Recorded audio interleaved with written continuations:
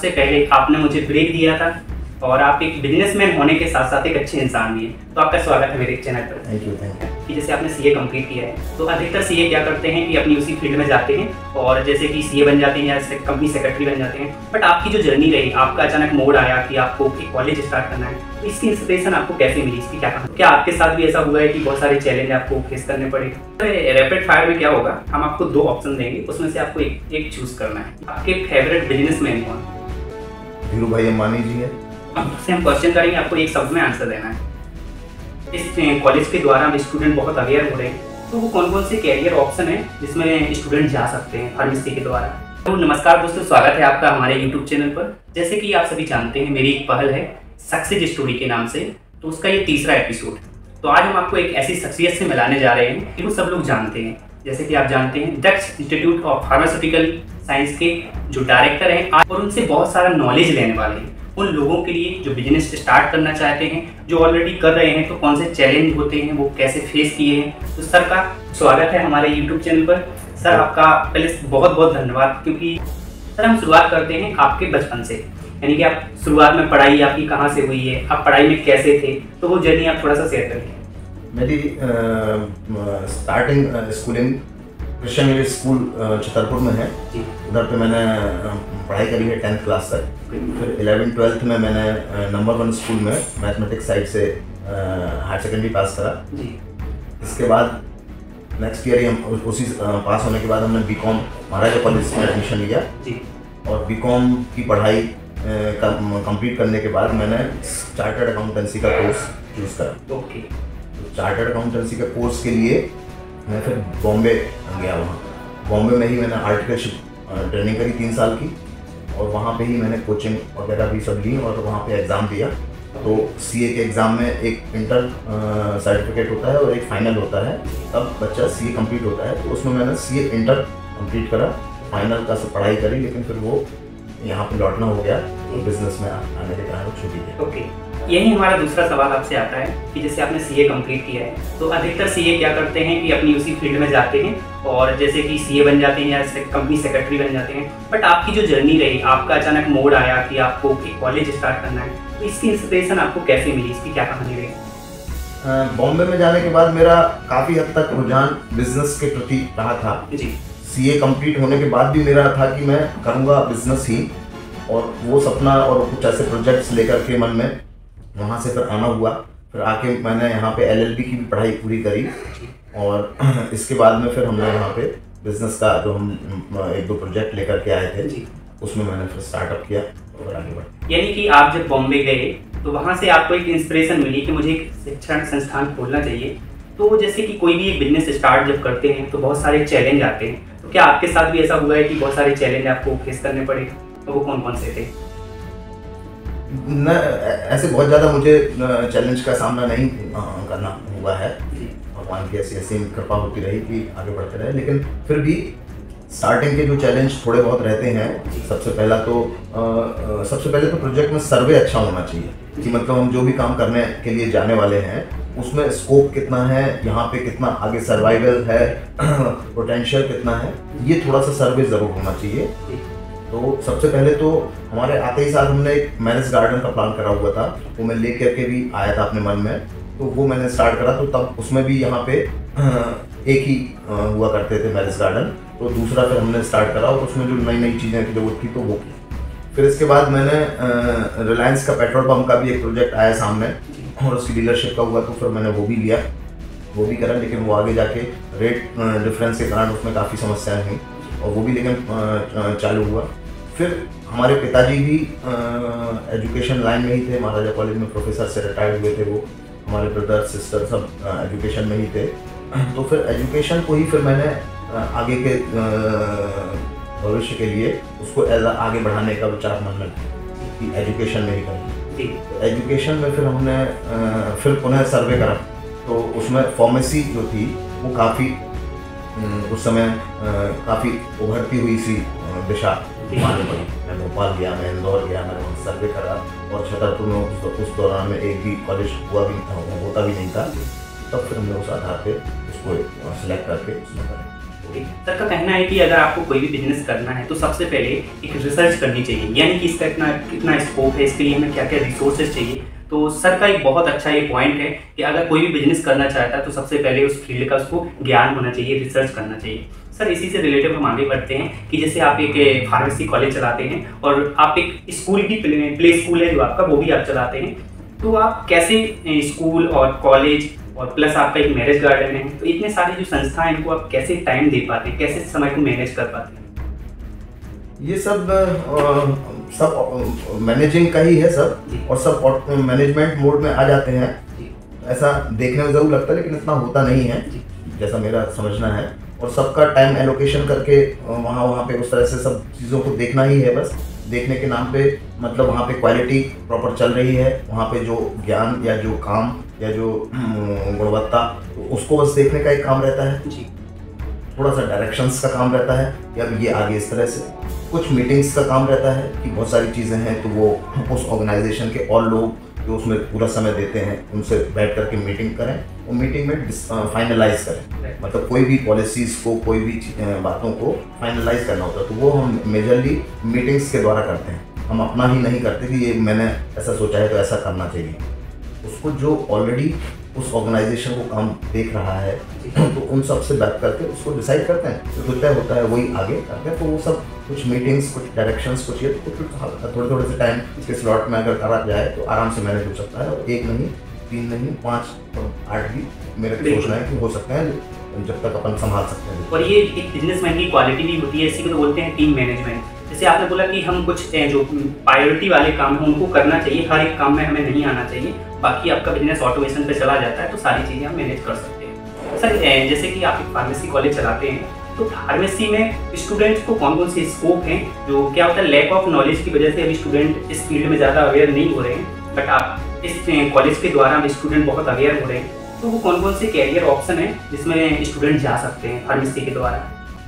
Pharmacy की पढ़ाई जो है वो मेडिसिन से रिलेटेड है, दवा। तो जो दवा निर्माण से लेकर के दवा वितरण तक, दवा मार्केटिंग तक, दवा रिसर्च तक, जो भी मेडिसिन से रिलेटेड काम है उसका एक्सपर्ट बी फार्मा स्टूडेंट ही होता है। मतलब जो टॉप एक्सपर्ट ऑफ कंट्री है वो फार्मासिस्ट ही है। तो उसका स्कोप सभी जगह से है। यहाँ के जो बच्चा अच्छी तरह से पढ़ाई करके निकले तो वो इंडस्ट्री में मेडिसिन मैन्युफैक्चरिंग में जा सकता है। उसके अलावा नई दवा इजाद करने में, उसका रिसर्च करने में उसमें जा सकता है, वो रिसर्च एंड डेवलपमेंट में। इसके बाद में मार्केटिंग जो होती है उसमें भी इनको तुलनात्मक सबसे ज़्यादा जानकारी रहती है दवाओं की, तो वो मार्केटिंग में बेहतर तरीके से बता सकते हैं। इस तरह से जहाँ जहाँ भी दवा का रोल है उसमें बी फार्म के स्टूडेंट हैं, और कई सारे हैं, मैन्युफैक्चरिंग में, रिसर्च डेवलपमेंट में, मार्केटिंग में। इसके बाद में फार्मासिस्ट होते हैं हॉस्पिटल्स में और कई सारे ऑर्गेनाइजेशन होते हैं, इन सब जगह सब रहता है। लैब्स में अगर कोई काम है तो वो भी फार्मेसी के बच्चे मेडिसिन से रिलेटेड लैब्स में काम कर सकते हैं। इसके बाद दूसरा एक और स्कोप आता है फार्मेसी में, वो है एकेडमिक्स का, कि अन्य फार्मेसी कॉलेज में as assistant professor, associate professor इस रूप में भी वो ज्वाइन कर सकता है और उधर भी वो अपना कैरियर बना सकता है। इनकी बहुत सारे कैरियर ऑप्शन है अगर आप फार्मेसी करना चाहते हैं। सर जैसे कि दक्ष ग्रुप का एक, हर किसी का एक विजन होता है, तो आप क्या देखते हैं फ्यूचर में दक्ष ग्रुप का विजन क्या है, क्या करने वाले हैं आप? विजन को लेकर के मेरा तो यही है कि दक्ष कॉलेज के जो स्टूडेंट्स हैं, दक्ष कॉलेज का जो कॉलेज का पूरा कैंपस है वो एक इतनी गुणवत्ता के रूप में जाना जाए कि इसका नाम प्रदेश स्तर पर और उसके आगे भी अगर ऐसा हो सके, तो उस लिहाज से मेरा ये सपना है कि इसमें अगर हम बहुत आगे इस तरीके से कर पाए और उसमें गुणवत्ता को संभालने का अपन विशेष रूप से काम में ध्यान दिए रहते हैं, और अगर इस तरह से रहा तो आगे आने वाले सालों में ये चीज़ भी होने पे पॉसिबल हो सकती है। जी बिल्कुल, यानी कि क्वालिटी सबसे इम्पोर्टेंट है और सर का बिल्कुल फोकस क्वालिटी पे होता है। तो अब हम सर से लास्ट में क्वेश्चन करेंगे, इसके बाद हम रैपिड फायर सर से करने वाले हैं। लास्ट क्वेश्चन है सर कि एजुकेशन और मोटिवेशन, इन दोनों चीज़ों को आप कैसे देखते हैं, आपका क्या विचार है इस पर? एजुकेशन तो मोस्ट इम्पॉर्टेंट चीज़ है ही जी। एजुकेशन के आधार पे ही बच्चा आगे की अपनी ज़िंदगी में सारे काम कर पाता है, और सफलतापूर्वक कर पाता है। और एजुकेशन के दौरान ही वो नॉलेज गेन करता है और उस नॉलेज गेन करने के अंतर्गत ही उसका जो है माइंड शार्प होता है, माइंड डेवलप होता है। और मेरा ऐसा बहुत हद तक मानना है कि ज्ञान पढ़ाई के दौरान ही प्रॉपर तरीके से व्यक्ति के अंदर जाता है। उसके बाद भी आगे लोग किताबें पढ़ते हैं, लेकिन वो चीज़ नहीं है जो एक परीक्षा दे करके ज्ञान अर्जित करने के लिए जो होता है। तो उसमें मेरा ये है कि पढ़ाई के दौरान बहुत ही सिंसियरली पढ़ाई करना चाहिए और उसका पूरा जो किताबें हैं उसको बहुत ही तल्लीनता से पढ़ के और पूरी वो उसमें आलस और ये छोड़ने जैसा काम नहीं करना चाहिए बच्चों को, जो कि आज की तारीख में बहुत अधिक देखने को मिल रहा है कि पढ़ना बहुत कम चाहते हैं, लेकिन वो बच्चे उस चीज़ को समझते नहीं है कि आगे ये कम पढ़ाई कोई सा भी काम करेंगे उसमें ये कहीं ना कहीं बाधा रहेगी। और ओवरऑल पढ़ाई के दौरान जो माइंड शार्प होता है उसका आशय ये है कि उस जो विषय की पढ़ाई करी है उस विषय के अलावा भी अगर कोई काम में उतरा है कोई व्यक्ति, तो भी वो वहाँ पे अपने रूप में सफलता ही अर्जित करेगा अगर उसने पढ़ाई के दौरान ध्यान दिया है, क्योंकि उसने अपना जो माइंड है उसको उस लेवल पे डेवलप कर चुका है पढ़ाई के दौरान। तो उस डेवलप्ड लेवल से वो आगे के अपने सारे काम करेगा, चाहे वो बिजनेस करे, चाहे वो जॉब करे, चाहे वो कुछ भी। आपका कहने का मतलब है कि एजुकेशन ऐसा माध्यम है जिसके द्वारा इंसान खुद को डेवलप करता है, सोचने समझने की उसकी जो क्षमताएं वो बढ़ जाती हैं और वह सफल होना चाहता है तो सबसे पहले जो पैमाना है वो एजुकेशन ही है, उसके द्वारा ही वो आगे बढ़ सकता है। और जो मोटिवेशन का आपने कहा वो उससे थोड़ा सा भिन्न है। हाँ, एजुकेशन ज्ञान के लिए है और मोटिवेशन भी अपने आप में एक बहुत अहम रोल अदा करता है कि बच्चे को उसका वास्तविक जो उसके अंदर एनर्जी है तो वो उसको पहचान करवा देते हैं।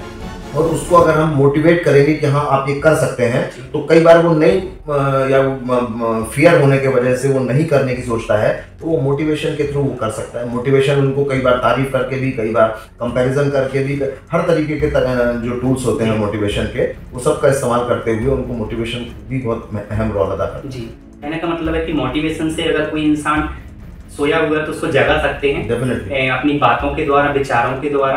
और मोटिवेशन कई बार दवा की तरह काम करता है, एक आशा पैदा करता है कि वो ये कर सकता है, उसको उसकी क्षमताओं का पता चलता है। तो बहुत अच्छे विचार हैं आपके। और लास्ट में मेरा आपसे ये क्वेश्चन है कि आप स्टूडेंट को ऐसी 2 या 3 कौन सी टिप्स देना चाहते हैं जिससे वो लाइफ में बहुत सफल हो, क्योंकि हर इंसान सफल होना चाहता है। सब जगह वही रहती है, मेहनत, लगन और ईमानदारी। इन 3 चीजों के साथ व्यक्ति हमेशा सफलता ही प्राप्त कर सकता है। अब सर से हम कुछ रैपिड फायर क्वेश्चन करने वाले हैं। सर हम आपसे क्वेश्चन पूछेंगे और आपको एक शब्द में उसका आंसर देना है और उस आपसे संबंधित कुछ क्वेश्चन होंगे, तो आपसे हम क्वेश्चन करेंगे, आपको एक शब्द में आंसर देना है। आपकी फर्स्ट इंस्पिरेशन कौन है? मेरे पिताजी डॉक्टर आर एस लाल। आपका पहला बिजनेस कौन सा था? मैरिज गार्डन, शहनाई गार्डन। आपकी पहली जॉब कौन सी थी? पहली जॉब मैंने ऐसा तो नहीं करी, लेकिन फिर भी मैं जब सीए की पढ़ाई करके लौटा था तो मेरे को पढ़ाने का बड़ा शौक था, तो मैंने कोचिंग स्टार्ट करी थी। मैंने कॉमर्स की कोचिंग करी है मैंने 1-2 साल। आपके फेवरेट बिजनेसमैन कौन? फेवरेट बिजनेसमैन धीरू भाई अंबानी जी हैं और अडानी जी भी हैं। और अगर भोपाल में हम बात करें तो मिस्टर इंजीनियर संजीव अग्रवाल जी हैं। आपका फेवरेट जगह कौन सा है? गोवा। आपकी फेवरेट हॉबी कौन सी है जिसको करने में आप कभी जैसे कुछ होता है ना, डिप्रेशन फील कर रहे हैं, तो वो एक हॉबी होती है, उसको करने के बाद आपको थोड़ा अच्छा फील होता है। फेवरेट हॉबी कौन सी है आपकी? स्पोर्ट्स है मेरी फेवरेट हॉबी। बैडमिंटन या फुटबॉल कहीं बच्चों के साथ खेलने को मिल जाता है, ताजा फुटबॉल। और आपकी फेवरेट मूवी कौन सी है? दिल तो पागल है। दिल तो। अब इसी से संबंधित कि आपका फेवरेट एक्टर कौन सा है? Amitabh Bachchan. Okay, wow, that's great. अब सर रैपिड फायर में क्या होगा, हम आपको 2 ऑप्शन देंगे, उसमें से आपको एक चूज करना है। ये थोड़ा इंटरेस्टिंग है और दोनों ही काफी रिलेट करेंगे, उसमें से आपको सिर्फ एक को चुनना है। डिग्री या स्किल? स्किल। वाह। मनी या हैप्पीनेस? हैप्पीनेस। मॉर्निंग या इवनिंग? मॉर्निंग। बिजनेस या जॉब? बिजनेस। कॉलेज लाइफ या school life? College life. College life, okay. Luck या कर्म? कर्म। कर्म। मेहनत या आशा? मेहनत। ओके, लास्ट वन है कि मेंटल हेल्थ जरूरी है, physical health? Physical health. Okay, यानी कि फिजिकल हेल्थ ठीक रहेगी, तुम्हारी मेंटल हेल्थ भी सही है। ऐसा मेरा सोचना है। और तो ये था हमारा आज का एक पॉडकास्ट इंटरव्यू, और सर से हमने बहुत सारी जो नॉलेज है आप सभी के लिए ली है, और आई थिंक आप सभी को ये वीडियो बहुत पसंद आएगा। तो अगर आपको ये वीडियो बहुत अच्छा लगा है तो सर के लिए आपको कमेंट्स में कुछ शब्द लिखना है। और सर लास्ट में आप हमारे व्यूअर्स को क्या बोलना चाहते हैं, कि मतलब कोई भी टिप्स देना चाहते हैं तो आप बता दीजिए। हमेशा व्यक्ति को अपना आगे का प्लानिंग और एम पहले से तय करने की पूरी कोशिश करना चाहिए जी। और एम अच्छे से अच्छा और ऊंचे से ऊंचा करने में कोई दिक्कत नहीं है, और जो कुछ भी तय करा है उसके मुताबिक ही इंसान को अपनी प्लानिंग, तैयारी और उसमें पीछे लगना चाहिए, और अगर वो सोच लेगा तो वो करता भी जाएगा। तो ये इंटरव्यू आपको कैसा लगा सर? इसका एक्सपीरियंस कैसा रहा आपका? सुना है वेरी नाइस। आपका तो मैं हमेशा से ही बड़ा ही वो रहा हूँ, प्रशंसा कि आप इतना अच्छा मोटिवेशनल तरीके से सब काम कर रहे हैं। आप भी एक अपने आप में युवाओं के लिए प्रेरणा स्रोत से कम नहीं है। Thank you sir.